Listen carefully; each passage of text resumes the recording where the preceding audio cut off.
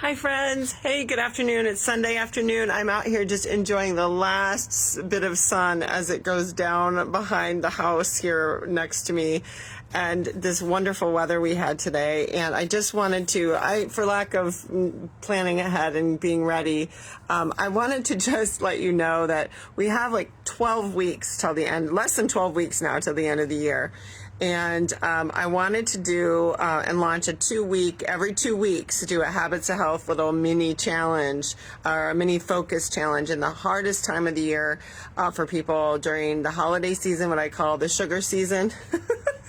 And so it's hardest time of year to get on track and stay on track with habits. So I wanted to just do a little something to help you all my friends out there who are ready and willing to do something better, do something for their habits of health during this time of year to slide into 2025 a better version and proud of yourself and feeling like you're winning versus feeling like you're starting over from ground zero at January 1. So starting tomorrow, every 2 weeks, we're going to do a 2-week little focus on the 6 macro habits of health. And just so you know, the 6 macro habits of health are essential to juggle. They're 6 balls, essential for us to learn to juggle in order to achieve optimal health and life.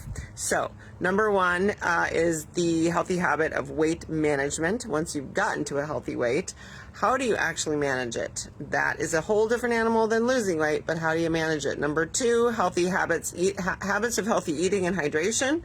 Number 3 is habits of a healthy mind. Number 4, habits of a healthy sleep. Number 5, habits of healthy movement. And number 6 is habits of healthy surroundings. So each 2 weeks, we're going to have a little focus group. It won't be terribly formal at all, so it won't be stressful, and you don't have to worry about, doing any formal digital thing.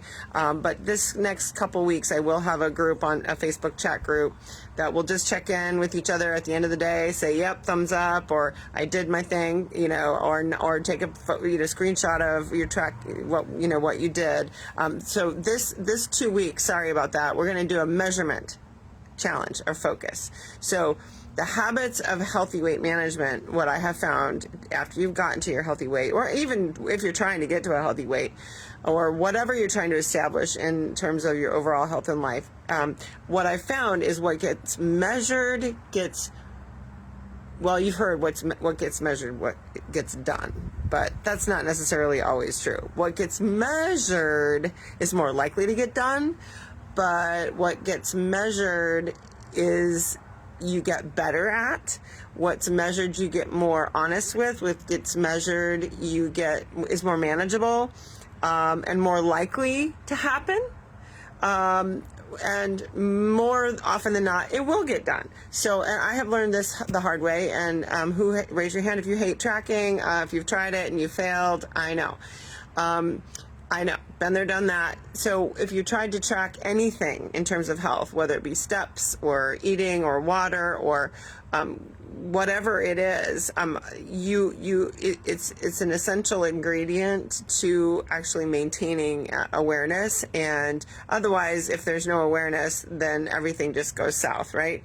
So I encourage, if you are ready and willing, I am going to invite you and encourage you to find something in your habits of health, one of the 6 balls that you would like to measure and monitor or try to manage, and find a way that suits you to do it. If you're an app person, if you're a MyFitnessPal person, if you're a paper person, if you're a notebook person, I don't care how you track it, but find something that you're going to measure and monitor for 2 weeks. One little thing, okay? I don't care what it is. Getting to bed on time for 14 days in a row. Is it drinking 8 ounces of water, 64 ounces of water? Is it, eating breakfast for 14 days in a row? But let's track something for 14 days in a row, because if you do that, you're going to likely be able to track it for another 14, and you're going to be more likely that you're going to be able to establish a healthy habit with that tracking piece. And I actually do all mine on paper. I'm a paper girl, and mine, honestly, I'll show it to you here. It looks like a mess, and it's nothing fancy. But it's just paper. It's a paper tracker. If you want something, that's a little organized with boxes and stuff. I got tons of trackers I can share with you that are paper, and there's there's digital things you can find everywhere. But again, the point is, we're going to have a group where you check in. Yes, I did my tracking. Yes, I did my thing, whatever your thing is. And it's just going to be an accountability support group.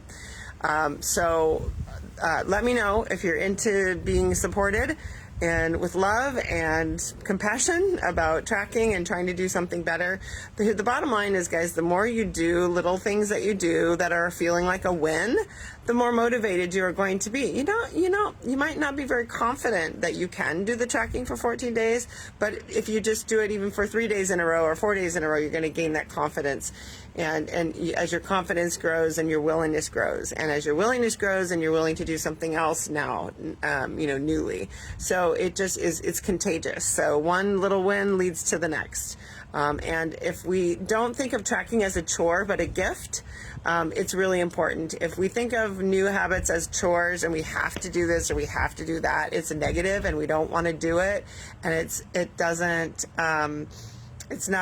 not, if you have to do something, you're going to resist it. So if you get to track something, so you get to be aware and you get to manage and monitor, awareness is half the battle. But if you get to be aware and then you get to do better, that's a gift to you. And on my tracker, I put little V for victory. I call it my ta-da list, thanks to my friend Carrie. It's my ta-da list. And anytime I actually do my tracking, I can say, ta-da, I'm victory, right? And it makes me feel good about doing it. Now, do I do it? Do I do this perfectly? Absolutely not. All day yesterday, didn't track a thing. Complete goose egg. I have things that I don't have to track anymore, which is really cool, like water and my eating, my timing, portion. So I don't even have to track some things anymore. My movement, my hydration and nutrition, I don't even track. I don't track my weight very much anymore either, because it stays really consistent. But there are lots of things like my sleep habits and my surroundings and doing my sacred self-care habits. Those are still sucking, and I try to still I have to track those and see how many times a week I can hit them, because they're not unconsciously competent by any means. So, but as you get to tracking something and you get to the point where you don't have to track it anymore, then you've really made it a habit. It's become conscious. You become consciously incompetent at it. And when you're consciously trying to do something, it's harder. But when you get unconscious about it, then you don't have to measure it anymore. But I still try to, so that I'm aware, of what's happening, because it is a slippery slope. So if you're listening to this still because I'm talking and droning on too long, I hope you're getting this, because I'm seeing slow connection.